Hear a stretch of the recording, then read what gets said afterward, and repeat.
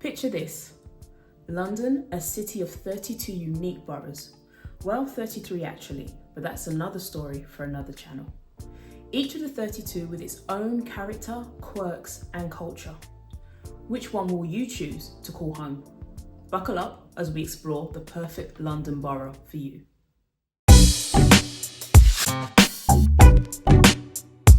London is composed of 32 boroughs, in addition to the City of London, which is a distinct entity.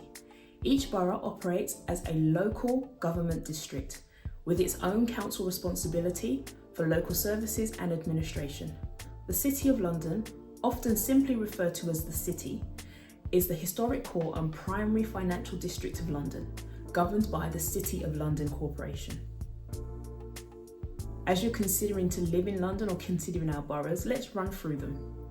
In central London, we have Westminster, Camden, Islington, Kensington and Chelsea, Lambeth, Southwark, and Tower Hamlets. And note that some of the central London boroughs also span some of the other regions. In North London, we have Barnet, Camden, Enfield, Haringey, and Islington. In my favourite area, South London, we have Bromley, Croydon, Greenwich, Kingston upon Thames, Lambeth, Lewisham, Merton, Southwark, Sutton, and Wandsworth. East London houses Barking and Dagenham, Bexley, Hackney, Havering, Newham, Redbridge, Tower Hamlets, and Waltham Forest. And finally, West London, we have Brent, Ealing, Hammersmith and Fulham, Harrow, Hillingdon, Hounslow, Kensington and Chelsea, and Richmond upon Thames. So what is it that you need to consider when choosing a borough to live in London? Point number one would be proximity to your place of work or study. Consider the commute time and transportation options to your workplace or educational institution. Living closer can save you time and costs in the long run. Number two is affordability. Research the cost of living in each borough, including rent prices, council tax rates, and general expenses. Determine which borough aligns with your budget and lifestyle. The neighbourhood vibe would be the third point. Visit different boroughs in London to get a sense of their atmosphere and community. Assess if it matches your preferences, whether you prefer a quiet residential area or a bustling cosmopolitan neighbourhood. Amenities and facilities is point number 4. Look into the availability of quality schools, healthcare facilities, leisure centres, parks, shopping centres, and cultural attractions within each borough. For number 5, we'll look at safety. Investigate crime rates and safety statistics for the boroughs you're considering to ensure you feel secure in your new area. 6 is the diversity and cultural feel. London is renowned for its multicultural environment. Consider the diversity of a borough and the range of cultural activities it offers, such as museums, art galleries, theatres, and culinary options.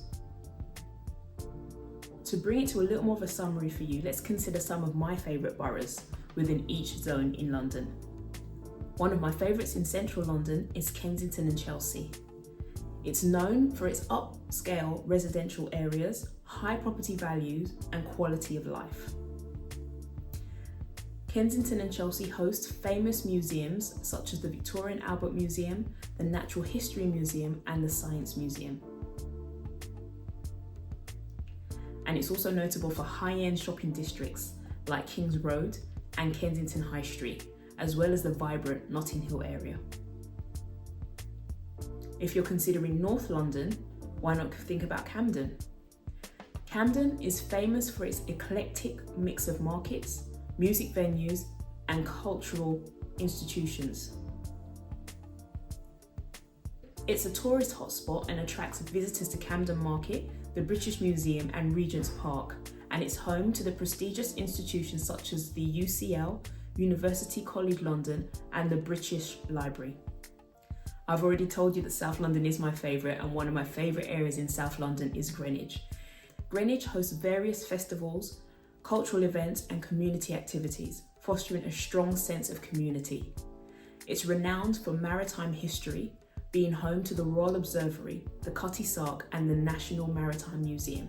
The area has royal connections dating back to centuries and was granted Royal Borough status in 2012. Greenwich is highly accessible and offers regular Thames Clipper services, which are the boats that run along the Thames, which offer a scenic route to central London, combining transport with sightseeing. If your heart is in East London, then Hackney is one of my favourites. It's known for its vibrant, diverse community, with a rich mix of cultures, ethnicities and creative energy. This diversity is reflected in the borough's festivals, food and art scenes. It's a hotspot for tech startups and innovative businesses, particularly in areas like Shoreditch, which is part of the wider tech city cluster. Many parts of Hackney have undergone significant regeneration, improving housing and amenities while maintaining the area's unique character. And if you're looking at West London, Kingston upon Thames is another one of my favourites.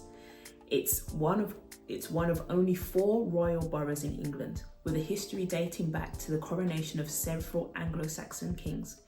Notable landmarks in Kingston upon Thames includes the Coronation Stone, where 7 Anglo-Saxon kings are believed to have been crowned, and All Saints Church, which has been a place of worship for over 1,000 years. You can take scenic walks along the River Thames with picturesque views, restaurants, pubs, and leisure activities such as boat trips. Although technically in the neighbouring borough of Richmond, Hampton Court Palace is very close to Kingston and is a major attraction with its stunning gardens, Tudor history, and the famous maze. Kingston is well connected by train with regular service to central London into Waterloo Station, making it convenient for commuting. If you're looking to buy a property in London and need additional details about an area you're considering, then where to go. See the details in the description box below and get in contact, and we can definitely help point you in the right direction. Or if you're not yet sold on buying a property in London, watch this video on renting in the city instead.